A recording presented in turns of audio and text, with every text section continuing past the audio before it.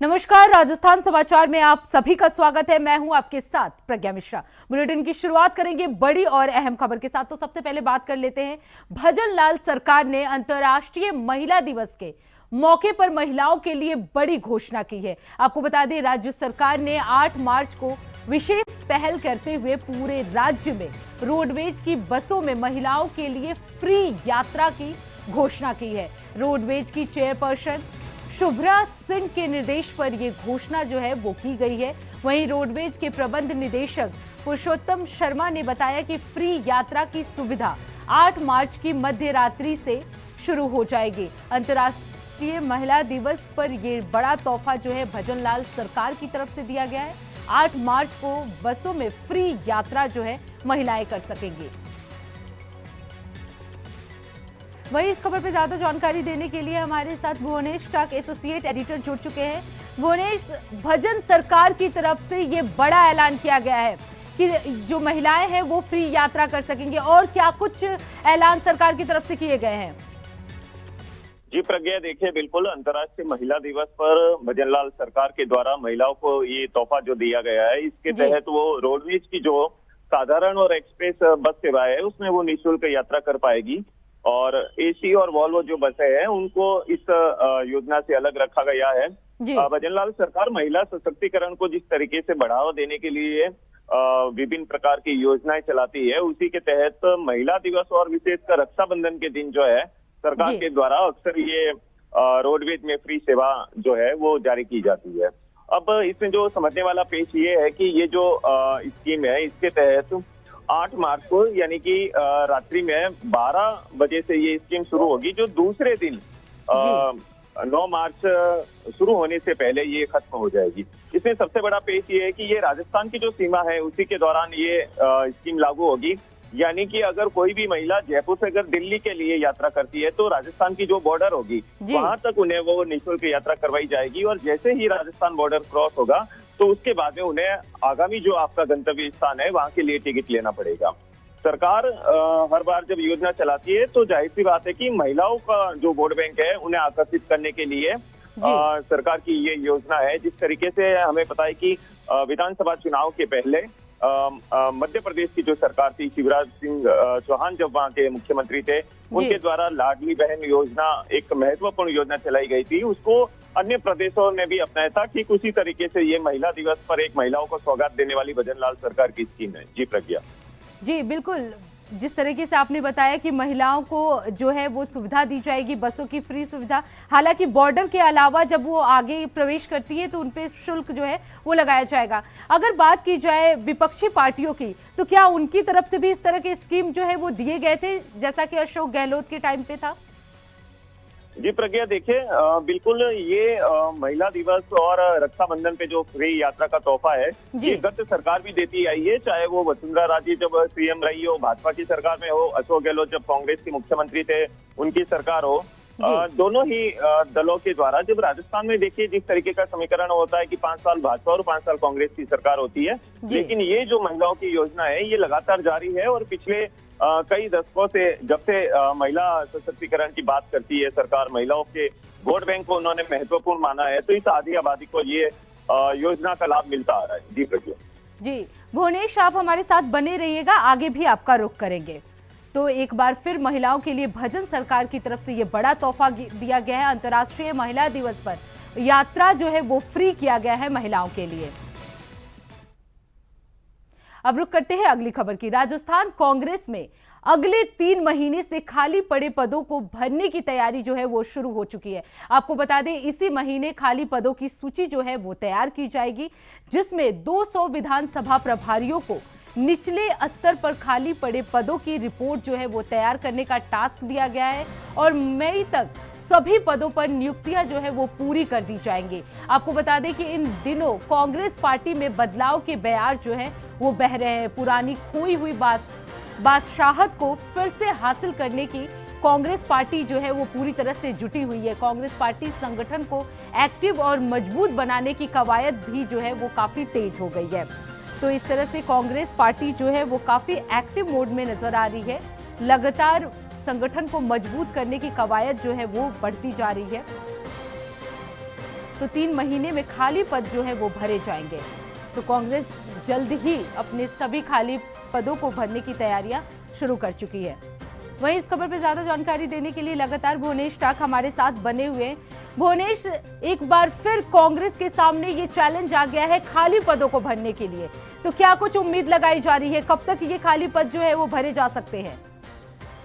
जी प्रज्ञा, देखिए जिस तरीके से हाल ही में दिल्ली का जो चुनाव है उसमें कांग्रेस जिस तरीके से प्रदर्शन अच्छा नहीं कर पाई, इसको लेके आला कमान है वो इस बात को लेकर चिंतित है। और इससे पूर्व भी जो हरियाणा और महाराष्ट्र के अंदर कांग्रेस का प्रदर्शन बेहद ही खराब था। जो इंडिया गठबंधन बनाया गया था लोकसभा चुनाव के दौरान, उस गठबंधन के ही जो दूसरे दल है वो कहीं ना कहीं कांग्रेस को नुकसान पहुंचाते आ रहे हैं। तो अब कांग्रेस चाहती है कि राजस्थान के अंदर जो है उनके संगठन में बदलाव किए जाए, तो उसका फायदा जो आगे निकाय चुनाव है उनमें मिले। इसी को लेके जिस तरीके से कांग्रेस के जो अध्यक्ष है गोविंद सिंह डोटासरा और नेता प्रतिपक्ष टीकाराम जूली, इन दोनों की जोड़ी अभी राजस्थान में बेहतरीन प्रदर्शन कर रही है। बजट सत्र के दौरान भी जिस तरीके से उन्होंने सदन में मुद्दे उठाए, गतिरोध हुआ था, गतिरोध के बाद में पुनः जिस तरीके से गतिरोध खत्म हुआ, तो कहीं ना कहीं इन दोनों की जोड़ी अब ये चाहती है और आलाकमान भी चाहता है कि प्रदेश में संगठन का बदलाव हो।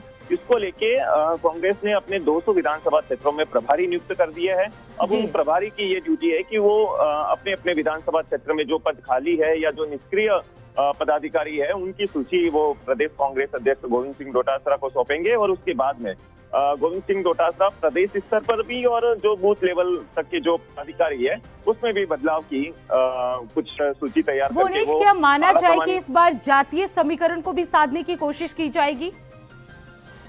जी प्रज्ञा, देखिए बिल्कुल ये बहुत ही महत्वपूर्ण बात है कि जातीय समीकरण के साथ में जो प्रत्येक क्षेत्र से चाहेंगे कि प्रतिनिधित्व उन्हें दिया जाए प्रदेश स्तर पर, क्योंकि राजस्थान वो एक जगह है जहाँ जातीय समीकरण भी बहुत ही महत्वपूर्ण होता है।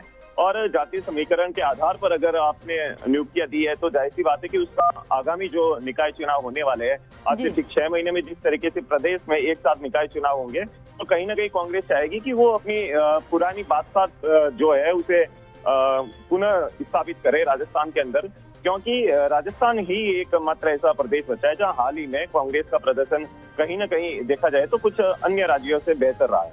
जी भुवनेश, अगर बात की जाए महिलाओं की, तो क्या लगता है कि क्या इस बार कांग्रेस अपनी विधानसभा में महिलाओं को जगह देगा? क्योंकि जिस तरीके से दिल्ली में बीजेपी ने अपनी जो चाल चली है, महिलाओं को जगह दिया है, तो क्या ऐसी उम्मीद जताई जा सकती है कि कांग्रेस भी इस तरह की कुछ उम्मीद जो है वो लगा सकते हैं या महिलाओं को जगह दे सकते हैं? देखिए प्रज्ञा, ये बहुत ही महत्वपूर्ण सवाल है आपका कि महिलाओं को जगह दी जाए इनकी जो प्रदेश कार्यकारिणी उसमें। ये जरूर होगा, क्योंकि हाल ही में जो महिला कांग्रेस की जो प्रदेश अध्यक्ष है उसके लिए भी एक नियुक्ति की गई है और उन्होंने अभी कुछ दिन पूर्व ही कार्यभार संभाला है। तो जाहिर सी बात है कि महिला कांग्रेस की एक अलग से जो टीम है वो तैयार होगी, उसमें महिलाओं को प्रमुखता से स्थान दिया ही जाता है। लेकिन मुख्य जो कांग्रेस की जो प्रदेश कार्यकारिणी है, जो प्रदेश कांग्रेस कमेटी है गोविंद सिंह डोटासरा की टीम, उसमें भी महिलाओं को अगर उचित और महत्वपूर्ण स्थान दिया जाएगा तो कहीं ना कहीं ये महिला वोट बैंक को साधने के लिए एक अच्छा प्रयास होगा और इसका रिजल्ट भी आने वाले समय में कांग्रेस को मिलेगा। जी बिल्कुल भुवनेश, अब देखना ये होगा कि कांग्रेस जो है अपने खाली पदों पर किन किन क्षेत्र के लोगों को नियुक्त करती है, महिलाओं को कितना जगह मिलता है। बहुत बहुत धन्यवाद भुवनेश इस खबर पे विस्तार से जानकारी देने के लिए। तो कांग्रेस जो है वो खाली पदों पर नियुक्तियां जो है जल्द करने वाली है। अब रुक करते हैं अगली खबर की। खबर टोंक से है, जहां विधायक सचिन पायलट ने अपने निर्वाचन क्षेत्र का दौरा किया है। आपको बता दें, सचिन पायलट ने सर्किट हाउस में अधिकारियों के साथ बैठक की और विकास कार्यों का फीडबैक भी लिया। इसके बाद सचिन पायलट ने पत्रकारों से बातचीत की, मीडिया कर्मियों से भी बातचीत की और उन्होंने कहा कि अधिकारियों से विकास कार्यों का फीडबैक जो है वो लिया गया है। इस दौरान सदन में गुटबाजी पर बोलते हुए पायलट ने कहा, पार्टी एकजुट थी और एकजुट है और आगे भी एकजुट ही रहेगी। हमारा उद्देश्य व्यक्तिगत महत्वाकांक्षाओं को पूरा करने का नहीं है, बल्कि हम विपक्ष में हैं और हम सरकार को जवाबदेही बनाने का काम कर रहे हैं। तो आपको बता दें, एक बार फिर सचिन पायलट ने विपक्ष पर तंज कसते हुए कहा कि हमारा कार्य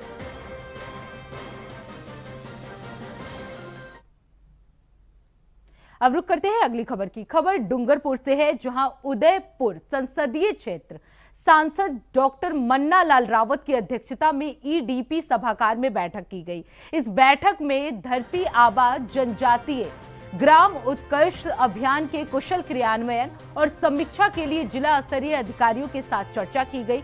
बैठक में आसपुर पूर्व विधायक गोपी चंद मीणा, मुख्य कार्यकारी अधिकारी हनुमान सिंह राठौर और समाज सेवी बंसी लाल कटारा सहित सभी विभागीय अधिकारी जो हैं मौजूद रहे।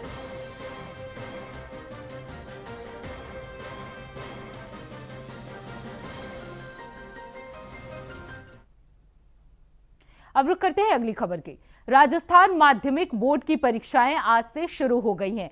प्रदेश में 10वीं और 12वीं की परीक्षाओं का शुभारंभ जो है आज से शुरू हो गया है। आपको बता दें कि 10वीं बोर्ड की परीक्षा 4 अप्रैल तक आयोजित की जाएंगी। वहीं 12वीं बोर्ड की परीक्षा का आखिरी पेपर 9 अप्रैल को होगा। इन परीक्षाओं के लिए 19,98,509 विद्यार्थी जो है वो रजिस्टर्ड है। माध्यमिक शिक्षा बोर्ड ने प्रदेश भर में 6,000 परीक्षा केंद्र बनाए हैं। छात्रों को परीक्षा जो है वो शुरू होने से आधे घंटे पहले प्रवेश दिया जाएगा। इसके साथ ही परीक्षा के सभी केंद्रों पर सीसीटीवी कैमरे भी लगाए गए हैं। वहीं अगर सुरक्षा की बात की जाए तो पुलिस बल की तैनाती रहेगी। इसके साथ ही नकल पर नियंत्रण के लिए 63 उड़न दल दस्ते जो है वो सक्रिय रहेंगे। वही पेपर लीक जैसी घटनाओं से बचाव के लिए विशेष निगरानी की भी व्यवस्था की गई है। तो आपको बता दें, प्रदेश भर में 6,000 परीक्षा केंद्र बनाए गए हैं। सभी जगह सीसीटीवी कैमरे जो है वो लगाए गए हैं ताकि किसी भी तरह की नकल जो है वो ना हो सके। इसके साथ ही सभी परीक्षा केंद्र पर पुलिस बल को भी तैनात किया गया है। परीक्षाओं से पहले जो बच्चे हैं उन्हें प्रवेश जो है आधे घंटे पहले दिए जाएंगे। तो इस तरह की सभी सुविधाएं जो है वो परीक्षा केंद्रों पर की गई हैं। तो माध्यमिक बोर्ड की परीक्षाएं जो है आज से शुरू हो गई हैं। प्रदेश भर में 6,000 परीक्षा केंद्र बनाए गए हैं। परीक्षा केंद्रों पर सीसीटीवी कैमरे भी लगाए गए हैं ताकि किसी भी तरह से कोई नकल जो है वो ना हो सके।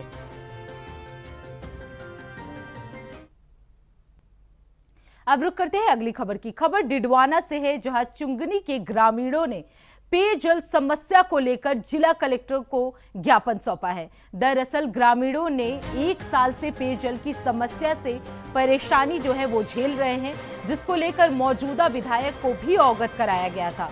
आपको बता दें कि विधायक ने अपने कोटे से एक बोरवेल की स्वीकृति जो है वो दे दी थी। ग्रामीण पिछले 6 महीने से जलदाय विभाग और जिला कलेक्टर को अवगत करा रहे हैं, जिसमें सिर्फ ग्रामीणों को आश्वासन ही दिया गया है, जल्द ही नया बोरवेल खुदवा दिया जाएगा। इस तरह के आश्वासन जो है वो सिर्फ सरकार की तरफ से या डीएम की तरफ से दिए जा रहे हैं। इसी को लेकर जो डिडवाना के ग्रामीण हैं उन्हें विरोध प्रदर्शन किया, कलेक्टर को ज्ञापन सौंपा है। 1 साल से ये परेशान चल रहे हैं, किसी भी तरीके से उन्हें कोई सामान या यूं कहे कि कलेक्टर जो ज्ञापन सौंपा गया है उसमें किसी तरह के उन्हें ये पेयजल की सुविधा जो है वो नहीं दिया जा रहा है। हमारे ग्राम चुगनी के अंदर पेयजल समस्या की बहुत ज़्यादा परेशानी हो रही है। पहले हमारे इस गांव ने 50 साल तक डीरोना गांव को पानी दिया, जिस कारण से हमारे गांव के अंदर पानी ख़त्म हो गया। आज ये परिस्थिति है कि हमारा गांव है जो टैंकर के ऊपर निर्भर हो गया। इस संदर्भ में हमने मौजूदा विधायक महोदय को इस समस्या के बारे में अवगत कराया। विधायक महोदय ने अपने कोटे से हमारे को नया ट्यूबवेल बोर के लिए एक स्वीकृति दे दी, लेकिन पिछले 8 महीने से अभी तक उसका निर्माण कार्य शुरू नहीं हुआ है। जब आज हम पीएचडी की तरफ से जब वहाँ पर ये मशीन गई तो वहाँ पर जिस रास्ते के ऊपर वो जो बोरवेल खोदना है उसके ऊपर जो गांव वहाँ जो जिसका खेत लगता है उसने उपखंड अधिकारी महोदय का स्थगन आदेश दिखा करके हमारे कार्य उसको निर्माण कार्य को रुकवा दिया। इस समस्या को के समाधान के हेतु हम कलेक्टर महोदय से मिलने के लिए आए और इसका हमने ज्ञापन दिया है। हम निवेदन करते हैं कि गांव की समस्या को तुरंत प्रभाव से दूर किया जाए। क्या नाम आपका? मेरा नाम यूसुफ है, कायम खान। रुक करते हैं अगली खबर की। खबर डिडवाना से है, जहां कुछ लोगों ने एक सरकारी डॉक्टर पर पोस्टमार्टम नहीं करने और अन्य मामले को लेकर आरोप लगाया है। दरअसल एक व्यक्ति की पत्नी का एक्सीडेंट हो गया था, जिसे राजकीय जिला चिकित्सालय में लाया गया। वहां डॉक्टरों ने उसे मृत घोषित कर दिया है। इस मामले की जानकारी पुलिस को मिली और उसे लेकर अस्पताल पहुंची। पूरी कानूनी कार्रवाई जो है वो लगातार की जा रही है। आपको बता दें, इसके बाद हॉस्पिटल के डॉक्टर ने पोस्टमार्टम करने से मना कर दिया। डॉक्टर ने कहा कि जहां ये दुर्घटना हुई है उसी क्षेत्र के चिकित्सालय में पोस्टमार्टम जो है वो करवाना होगा। इसके बाद से पति ने उच्च अधिकारियों से आग्रह किया तो उनके साथ दुर्व्यवहार किया गया, जिसे इस दुख की घड़ी में हमारी भावनाएं आहत हुई। फिर मुख्य चिकित्सा अधिकारी ने पोस्टमार्टम का आदेश दिया। हमारे गांव केराप में कल शाम 4 बजे के समथिंग एक एक्सीडेंट हुआ था।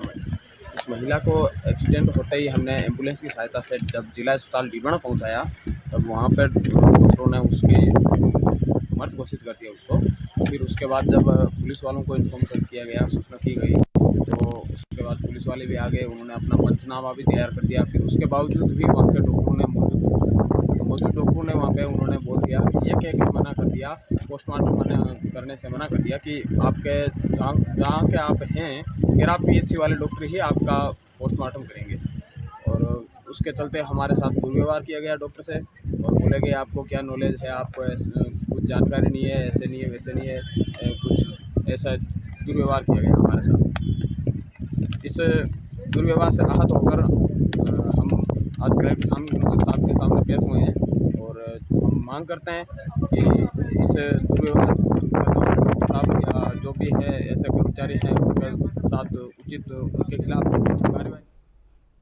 अब रुक करते हैं अगली खबर की। खबर नागौर से है, जहां चिकित्सा सुविधाओं को बढ़ाने के लिए जिला मुख्यालय के अस्पताल से उन्हें जोड़ा गया है और 100 बेड का क्रिटिकल केयर ब्लॉक जो है वो बनाया गया है, जिसमें हृदय रोग, कैंसर सहित गंभीर रोग वाले मरीजों को आधुनिक चिकित्सा सुविधा मिल सके। क्रिटिकल केयर ब्लॉक के भवन का निर्माण कराने के लिए टेंडर प्रक्रिया जो है वो पूरी हो चुकी है। चिकित्सा विशेषज्ञों ने बताया कि क्रिटिकल केयर ब्लॉक में किसी भी गंभीर रूप से बीमार रोगी या घायल को जीवित रखने के लिए अच्छे अनुभवी डॉक्टरों की देखरेख में उच्च तकनीक वाले उपकरणों के माध्यम से निगरानी में रख रखाव कर उपचार किया जाएगा।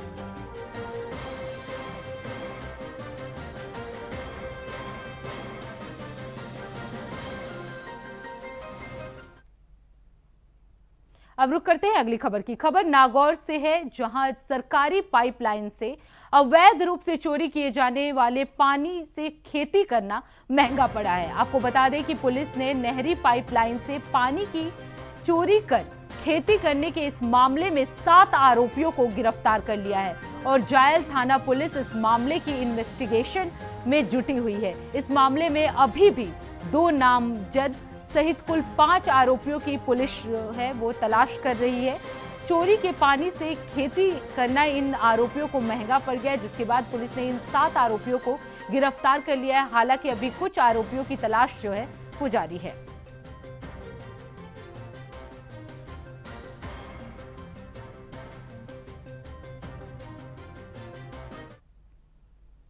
अब रुक करते हैं अगली खबर की। खबर चौमहला से है, जहां अवैध खनन करते हुए राजस्व की टीम ने एक जेसीबी को जब्त कर लिया है और पुलिस के हवाले कर दी है।